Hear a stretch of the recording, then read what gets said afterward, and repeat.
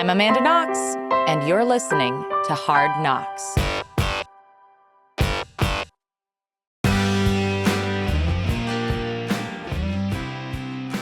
Welcome to another episode of Old School. Today, we go back to my conversation with Kat Moore. She is an emergency physician who was working across 6 ER departments in South Carolina, and she ended up having to find some spiritual release, some Zen Buddhism as a tool for surviving the stress of the job. It's a companion episode to a conversation that we had about medical malpractice, and it's really deep diving into the perspective of the healthcare worker. So, how do you practice empathy as a sustainable discipline rather than as a resource that runs out? That's the big question of this episode, and anyone who is in the medical field or interested in it will enjoy this episode. I'm Kat Moore. I'm an emergency physician and kind of a dabbler in Zen, I guess. Very interested in well-being and kind of specifically in the well-being of the emergency physician.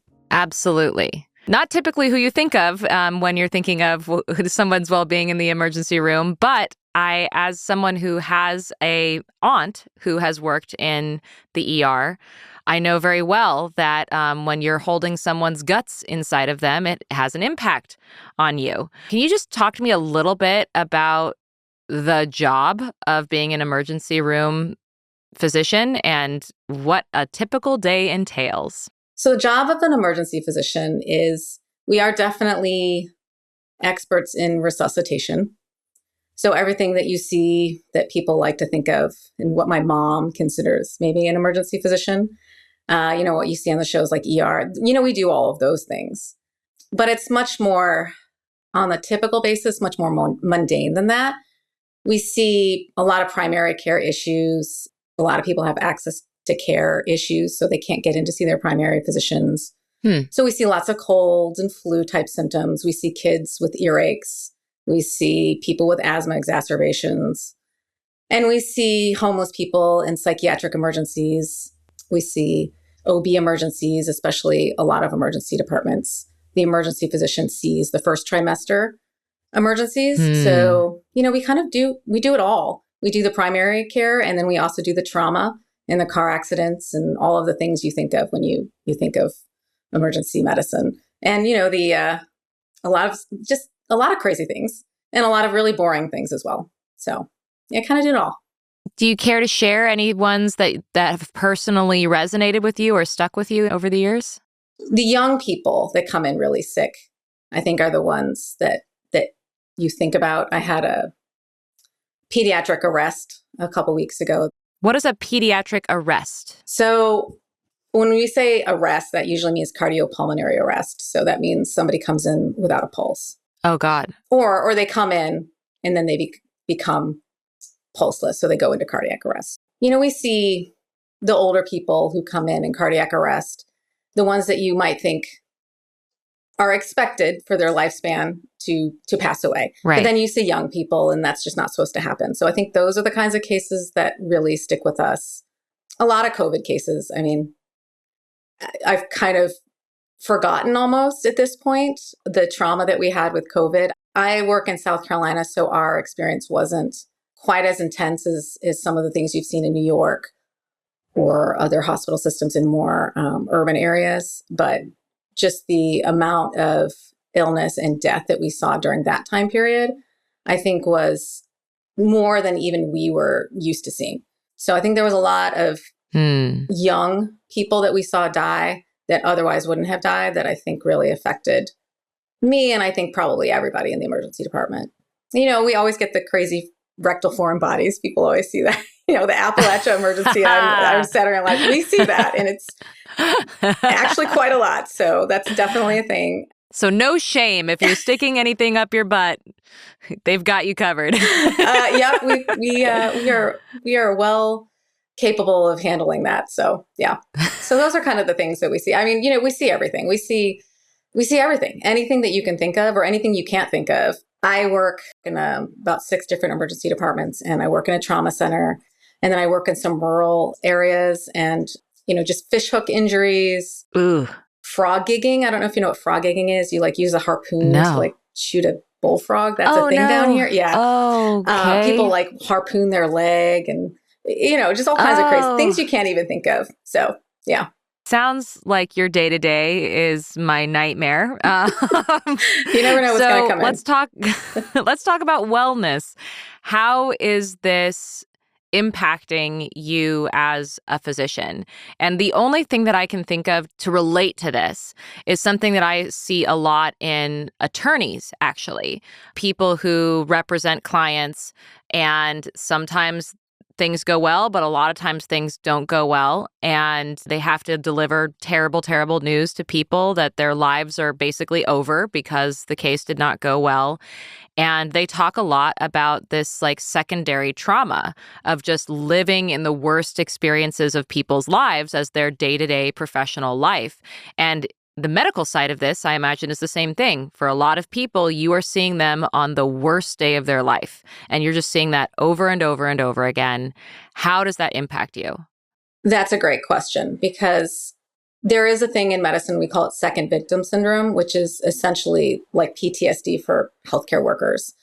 Emergency physicians, I think as a group, kind of self-select out people who are adrenaline junkies, and we go into the specialty knowing what we're getting into in a certain way. We know that that's what we want. We want to go into the places where we're doing CPR on a daily basis, and we're working nights and weekends and all of those things.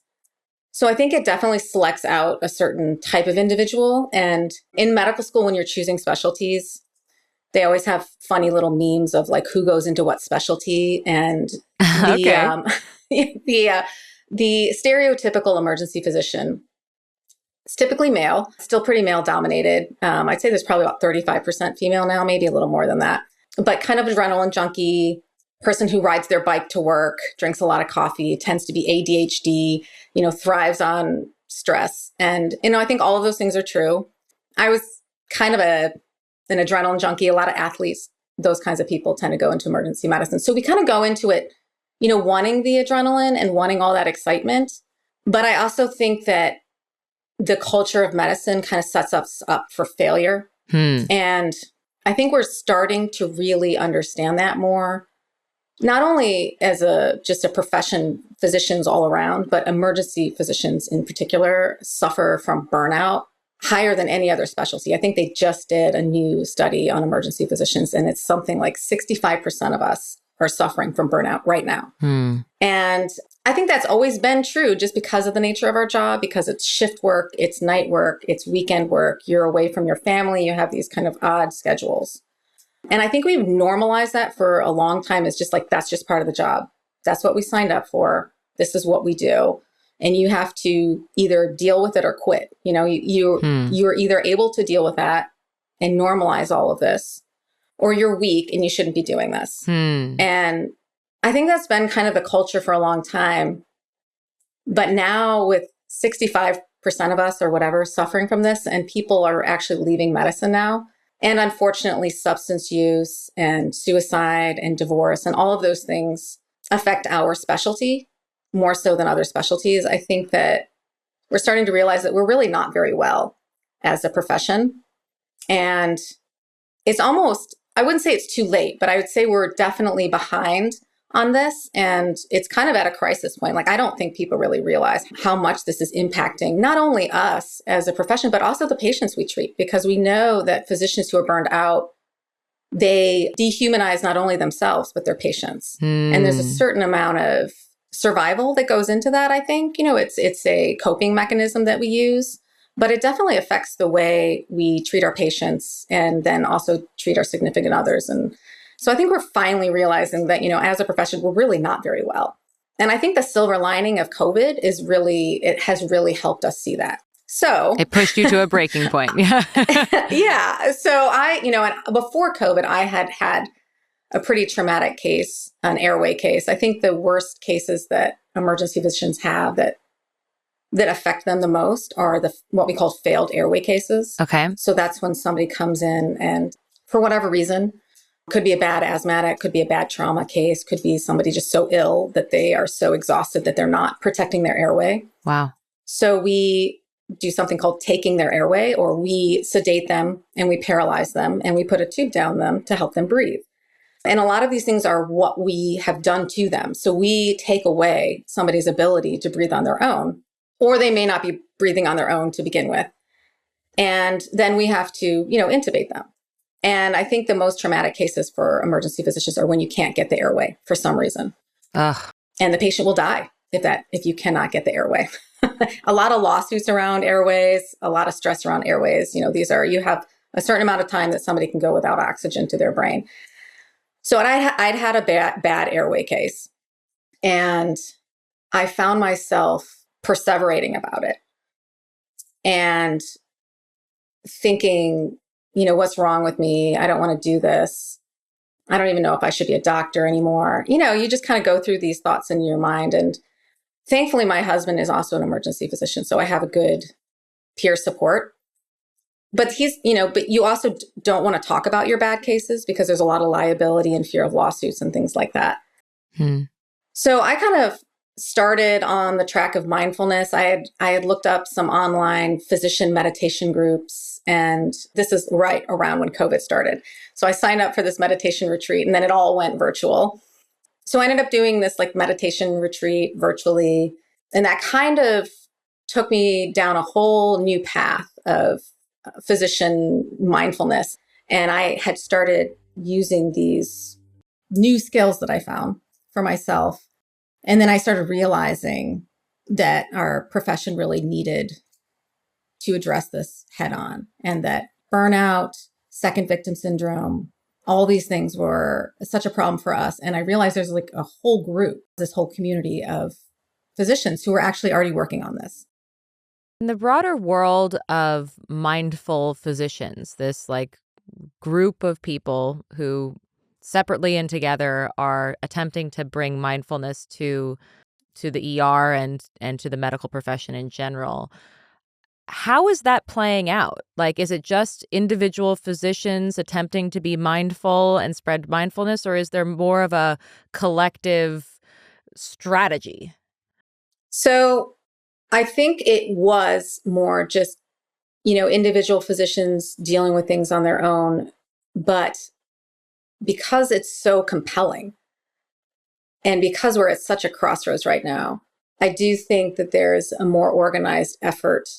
And there's also more data behind it, right? So, what used to be considered woo-woo as far as meditation and breathing techniques and, all of these things that we're now realizing. I think I just heard your last podcast on the trauma toolkit, which I thought was great, because these things actually work. And there's a lot of data, there's a lot of neuroscience, there's a lot of studies now that are actually supporting this. So now that we know that we have tools that work, like mindfulness, meditation, mindfulness-based stress reduction, that not only works for our patients, but it actually works for us too. I think we have more of a collective effort now to teach this and to teach it earlier. Really, we need to be teaching these skills in medical school really earlier on. So I'm glad that we do now have the data that supports it, because otherwise it's just we're not a real woo kind of specialty as in emergency medicine. We don't, the whole stereotype of emergency physicians, we're just not a huggy feely group of people. We're more of a pull yourself up by your bootstraps kind of group. And so to really make this kind of stuff accessible, it needs to be evidence-based, and there needs to be data, and it needs to be presented in a certain way. So there is that now. So I think we have that. And we also have lots of physicians who are involved in these things now. So I'm a part of this group called the Mindful Healthcare Collective, which is basically a group of physicians from all different specialties that are doing a lot of work in different stress reduction techniques. And then I also did this fellowship, this contemplative medicine fellowship through the New York Zen Center, which was amazing. And they have an ongoing, they're now in their third year of doing this. Tell me about it. Well, so the New York Zen Center is in New York, in Chelsea, New York, started by these two Soto Zen. It's Soto Zen, so it's based in Zen practice. And it's Koshin Paley and Shoto Campbell are two Zen Buddhists, and they started this Zen center. And they did a lot of work in hospitals in New York with palliative care. So they would go into the hospitals and be basically like chaplains for people who were dying. Yeah. And then they started training people on how to do this, to basically to go into the hospitals and sit with people and do a lot of hospice work. And then they started training physicians in contemplative care. And so it kind of grew from what they were doing with just their regular practitioners to inviting physicians and other healthcare workers to go through this training. And so they started doing this year-long training called contemplative medicine. And it's based in Buddhism. So you don't have to be a Buddhist to take it, but they essentially go through the Eightfold Path and the Four Noble Truths and the Eightfold Path. And they kind of take you through, and they do a lot of resilience training through Buddhist principles. Can you walk me through that a little bit, actually? Do you mind giving me just a brief summary of the Eightfold Path from the healthcare perspective? I would be super into that. So it's kind of hard. Let me see if I can put it into words. It's called compassionate oriented resilience or contemplative oriented resilience, or CORE. And it's basically starting with the fact that we all suffer, and our patients suffer, and we also suffer, and kind of sitting with that. And that's very simple, right? That's pretty much the basis of the Four Noble Truths, is that we suffer and we know there's a way out of suffering. And that in and of itself is kind of mind-blowing for a physician. That whole idea of sitting with suffering rather than wanting to fix suffering or push suffering away. Because our job is to fix it, but we can't always fix the problem. So I think learning to listen and to truly sit with people, which you'd think as physicians we could listen and sit with people. But I think a lot of the times when we're listening to them, we're thinking, what is the pathophysiology? What is my differential diagnosis? We're not really listening to them. And specifically in the emergency department, people come in a lot of times because they have some life-threatening traumatic event that's happened to them. But a lot of the patients that we see are really there because they just need to be heard. Maybe their chronic abdominal pain is something, we may not be able to figure out what it is in the emergency department. But if I can just sit with them and validate that they're having pain, that can be healing for the patient. And it's so often we don't do that. We dismiss those patients. We basically tell them there's nothing wrong with them because we can't find anything wrong with them, which doesn't mean there's nothing wrong with them. It doesn't even mean that there is a medical issue going on with them. It could be some kind of somatic presentation of something, and I think as physicians, when we can't explain it and we can't fix it and we don't know what it is, then we become dismissive. And so this whole idea of sitting with suffering, which is basically the first part of it, is kind of mind-blowing. So it starts there, right? Be curious, listen to your patients, and listen to the stories that they're telling you, and ask yourself, what is a story you're telling yourself?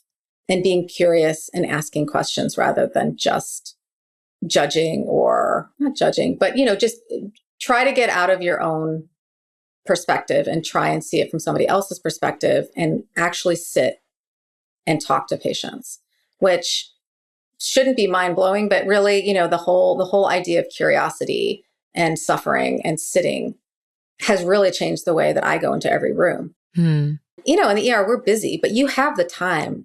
You have the time to actually sit and talk with people. You really do. You can make that time. So we start there, right? Just learning to sit with each other, learning to sit with our patients, learning to sit with ourselves, to sit with the suffering, and then kind of walking through the rest of the Eightfold Path through the whole year and applying that to medicine. You can't compartmentalize it, right? Which is another thing that I learned through this whole process, is that trying to be a doctor when you're in the emergency department and not a human being doesn't really work, right? So you gotta have to bring yourself to the emergency department, and that can be very difficult.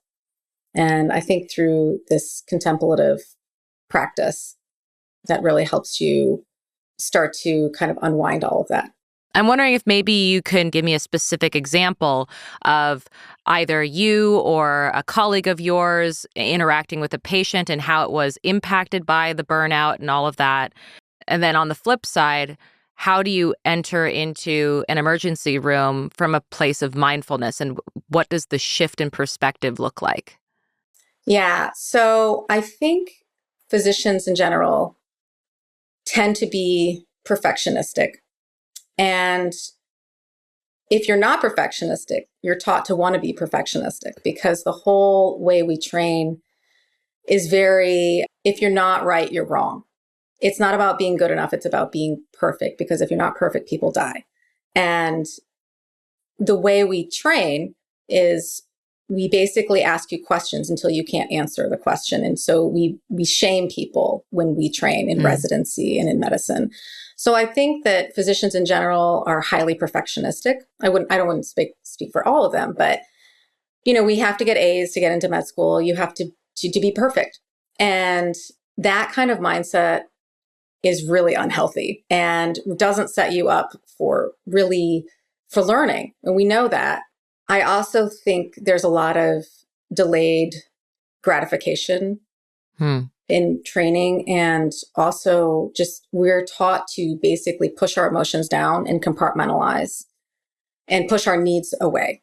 So surgeons are a good example of this. They don't get to go to the bathroom. They have to go, they have to do these surgeries. So you can't pee when you want. You can't eat when you want.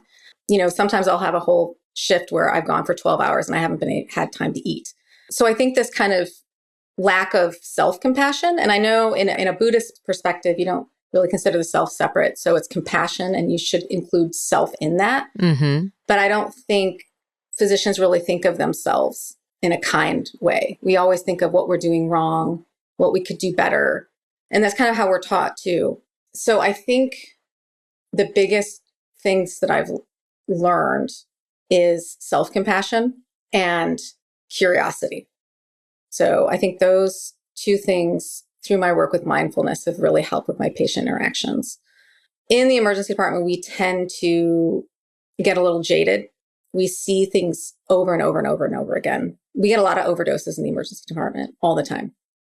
And a lot of times it's the same people over and over again.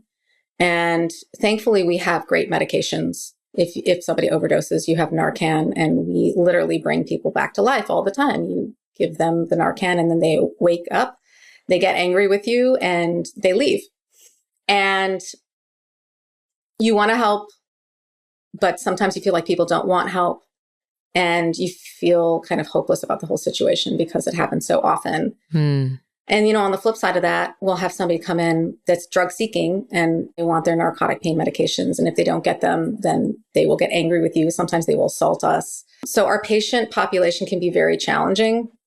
And I think it's really easy to start viewing our patients as the enemy sometimes, or a pain, and that's part of the burnout when you start to dehumanize your patients or look at your patients as an obstacle, and forget that you are here to help them. Right. And that no matter why they're there, like you had talked about, people need to fulfill a need, and it's maybe a maladaptive way in fulfilling that need, and I feel like looking at people and understanding that, these aren't their choices. This is something that has happened to them. They are a victim of their circumstances.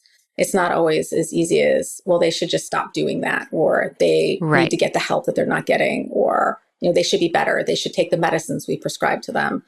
So I think it becomes really hard when you're doing this day after day, and, you're exhausted, and there's a lot of other things like administrative burdens that make our jobs harder, documentation, metrics that we're getting from administrators who are not working at the bedside, that are also, we kind of sometimes feel like we're victims. We're getting this from all sides, like our patients are yelling at us and attacking us, and administrators are saying we're not working fast enough, but yet we don't have enough staff to do what we need. So I think the unfortunate way we cope with that is sometimes not viewing our patients as humans.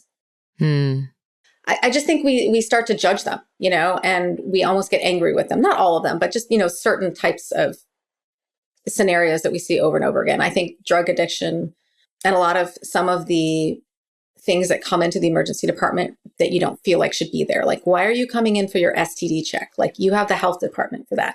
Like, this is not an emergency. Why are you coming in for a pregnancy test? You can get all the things. You'd be surprised at some of the things people come into the emergency department for. And I used to get really angry about these things and get really worked up and reactive about things that were out of my control. Mm-hmm. Or if, you can't get labs done in a certain amount of time because the nurse is just so busy because she or he has too many patients and can't get to your patient, can't medicate your patient. And, things that used to really drive me nuts. Now I find with doing a lot of the mindfulness work and the meditation and things like that, that I'm less reactive.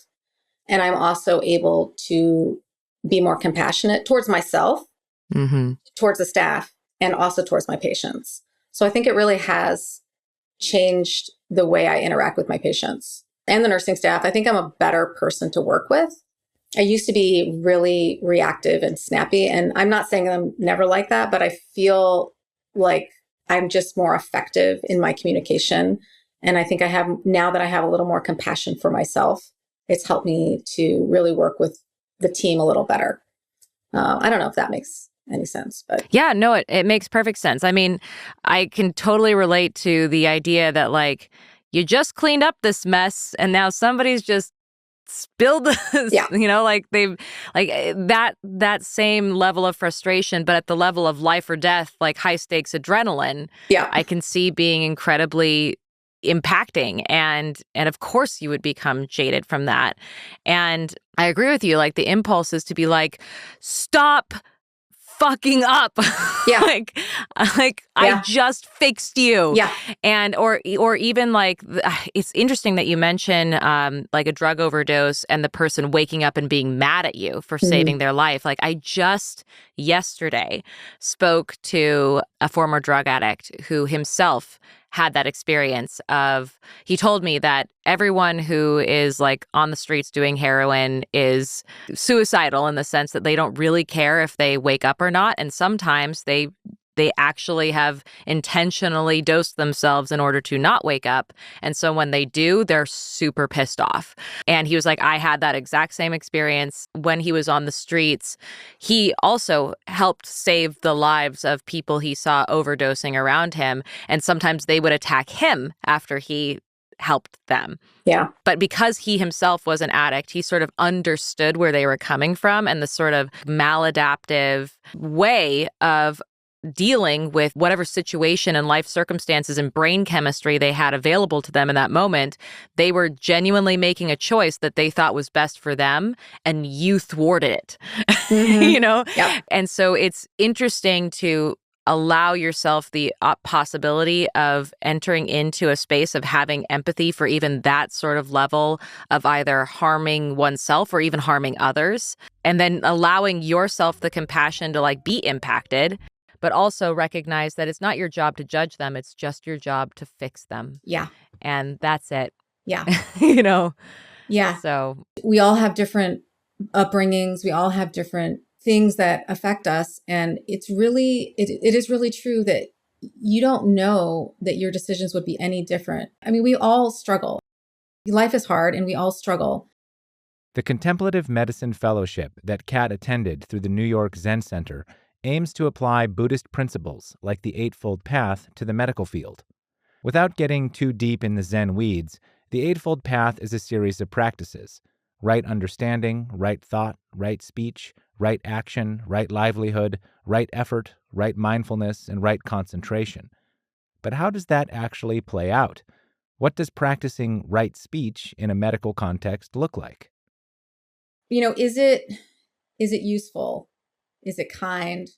When you think about what you're saying to people, how you're saying things, I think we tend to be very blunt in the emergency department, which is fine. Sometimes people need blunt, but I think if you can sit and be present in those moments and try and understand where they're coming from and take a moment to put yourself in their shoes, and understand that, you really have to listen to what they're hearing, ask them to repeat back to you how are they understanding what I'm telling them as far as their treatment, as far as what I've told them is wrong with them? Because we just kind of come in with a lot of medical language. We don't really present it in a way that they can understand. And they don't feel comfortable asking because of the way we presented it. Have your residents or colleagues noticed a difference in you, and have they vocalized that to you? I hope so. I think so. I think that I used to be somebody that people were a little afraid of, maybe unapproachable or intimidating. And now I notice that when I come in, the nurses are happy to see me there, and they will tell me, "Oh, we're so happy you're here." Or I'll have, just the other day, I was basically trying to admit a patient, and we do these text things now. So we'll just like text, "I have a patient room 2 to the hospitalist who's admitting, and I need to admit them for these reasons." And the hospitalist texts me back and basically was like, "You're always so collaborative. I always appreciate how collaborative you are when we talk about patients. You're willing to listen and be more collaborative." And I took that as such a compliment, because I don't know if I would have gotten that a few years ago, that I was so collaborative and a pleasure to work with.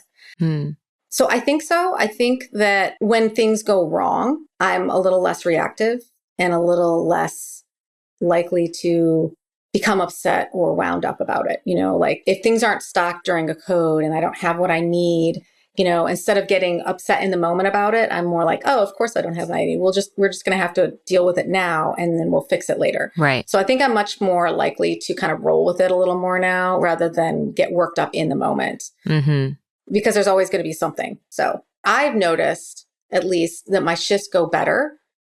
I feel less anxious. I feel less victimized by the system, if that makes sense. So when I come in and it's all chaos and it's crazy, I kind of think to myself, of course it is, and that's okay. And then I just kind of work with it. Not that that means it is okay. Right. Because there are a lot of things that need to change in the system. It should be different. It should be different, but you can still make a difference. And I think that helps on the day-to-day bedside care and the shifts, and then I go home and I do a lot of advocacy work as well. So I do a lot of work with our national organization to change the system stuff that needs to be fixed. Like we have nursing shortages. We have awful boarding situations in the emergency department. We have so many things that have broken our system, and it is broken. And I'm going to quote a woman named Wendy Dean, who does a lot of work. She's a physician who does a lot of work on moral injury, which is a little different than burnout. And, she will say there's no mindfulness jujitsu that is going to get us out of some of these things. Resilience and mindfulness helps. It helps me, but it's not going to change the system. Right. And so those things have to be done. Yeah. And maybe because you're mindful and resilient, you'll have the energy to actually work to make those changes on top of all of the other work you're doing. Well, and there's a huge, the same group of people really that I've been doing the contemplative medicine group through. They're in their 3rd year now. The first 2 years now have a group that comes together monthly to talk. And there are some really incredible people working on these systems level changes. And that's exactly what needs to happen is we have to get educators, we have to get politicians, we have to get administrators on all levels really working to change the system. And being curious, being mindful can help us do all of those things and more effectively. And I think that the science is finally getting there to kind of help support it. So I find it fascinating, like maybe this is just a coincidence, but I started meditating during the pandemic. You started meditating during the pandemic. This collective mindful medicine group started during the pandemic. Is that just a coincidence, or was it just the world being like pushing the pause button and people really embracing that pause and trying to fill it with as much usefulness as possible? Like, how do you read that? It seems like a great silver lining from such an awful time period. And maybe, it's like when you learn a new word, then you suddenly hear it all the time. Yeah. Are people really starting to talk about this more? Or is it just that I'm hearing it more because now I'm interested in it? But I really do think that it is taking off. I do feel like the pandemic for so many people, not just the medical community, but just for so many people, it put things in perspective. it really put things under a magnifying glass for a lot of us about a lot of things. I think you're right that putting things in perspective, because just for a moment, we all sort of had our status quo be put on hold, and we were given the ability to take a perspective and just look back on our status quo and go, do I really want to go back to that? Mm-hmm. So this has been great. Do you have any final thoughts, things that you haven't shared yet that you wanted to share, or avenues of discussion that I haven't prodded? There's so many things I could talk to you about. I listened to your series on resilience, and that summarized so many things. I thought that was really, really interesting. This whole idea of no free will, which I'm just completely down, can't stop thinking about now. On my last shift, actually, I mentioned this to a nurse that I was working with about this whole, I was just contemplating this whole no free will, and it's helped me really have more compassion towards my patients when I think about it in that sense, because I'm like, they can't help that they're here. They're here. And I can't help that I'm here. I'm here, and this is where we are. And it doesn't really matter why. It's just, you have to do the best you can. That whole thought process over the last couple of weeks actually has really changed my experience in the emergency department. And I've tried to share that with people. I have to be a little careful. So I teach residents, and I'm in South Carolina. I'm in Charleston. It's a very conservative place that I live in. And so it's very Christian. I mean, I would say everybody, but the majority of people here are Christian, and a lot of, and so this whole idea of no free will can be very anti-dogmatic. Yeah. Yes. And so I have to kind of, and the way I teach my residents about mindfulness too, I kind of present it from, we talk a lot about breathing and being in the moment rather than from a Buddhist perspective. Just, I have to choose the language that I use, I guess. So, but this whole concept of no free will, or this idea that patients don't choose the response that they have. They don't choose to be drug addicts. They don't choose to not comply with their hypertensive medications, or, or they don't choose to continually come back to the emergency department for their chlamydia treatment for the 5th time in a year. All these things. It's just really changed the way I look at my patients and the way I look at myself, honestly. And I honestly do think that the self-compassion piece is kind of mind-blowing for me. When I would come onto my shift, and I work nights, and so when I would come into my shift and there'd be a waiting room full of people, 4-hour waits, and I walk in, and then half the rooms get shut down because we don't have enough staff. And, I'd just be I'd be so angry about it. And then I would be angry at myself for feeling stressed out. And I now have a mantra that I use whenever I come in. I was like, well, it should be different, but I can still make a difference. And I didn't break the system. It's not my job to fix everything. So I kind of tell myself these things. And then I also say to myself, this is really hard, what you're doing. It's okay that you are not always succeed. It's okay that you're feeling overwhelmed right now, because it's overwhelming, and you're human. Right. And I think that whole idea that I get to be a human being is mind-blowing to me, which is crazy, right? When you think about it, wow, you get to be human. How has it changed the way that you talk to your residents and train them? Because it seems like this idea that you're a human being, and if you're struggling, it's because it's difficult, kind of goes against what you spoke about in this perfectionist, shame-based model. How does that change the way that you teach? Well, I try to focus on things that go well and the impact that those things have.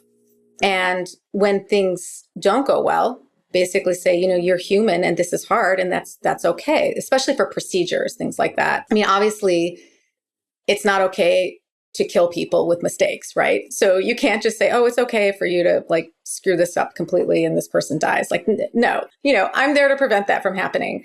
But also sometimes when you do everything you can, and even when you do it well, sometimes people still die, that happens. So I think, trying to have that understanding with the residents that it's okay to not be perfect, because this is your time to learn, and that's why I'm here. And to allow yourself to know what your weaknesses are, to know when you make mistakes, that's actually a learning experience, because those are the things you need to work on. And as a resident, that's great. Now you know this. This is before you're out as an attending working on your own, that this is something you need to work on. So I think creating that kind of mentality, that more it's okay to be human. It's okay to feel. it's okay to have compassion for yourself. And also, while at the same time understanding that what we do is hard. And sometimes we actually do have to compartmentalize and deal with things later. So, both those things are true at the same time, I guess. Really, everything that you talked about with resilience kind of summarized just a lot of things in these like quick bits. So I really appreciate you for doing that. Thanks. I wish I could just share that to everybody I know that I work with in medicine, because I was like, you should just listen to this because this will put you right in it. But yeah, that was wonderful. So I really appreciate you. And you're so young to have kind of such a great perspective on these things, to have learned these things at such a young age. I'm 52 now, and I think, man, this would have been useful in my 30s. Yeah. I will say that's, again, the silver lining for me is that weird having aged in a like spiritually so fast. Yeah. So I do appreciate it. I'm very gratified that it resonates with other people, because for a while there I thought that it was just sort of my lonely experience of the world, and then I realized, no, wait, everybody is struggling. Yeah. I mean, that's really it. Everybody is struggling. And even the people that you would think have it all, everybody is struggling. And that's just everyone.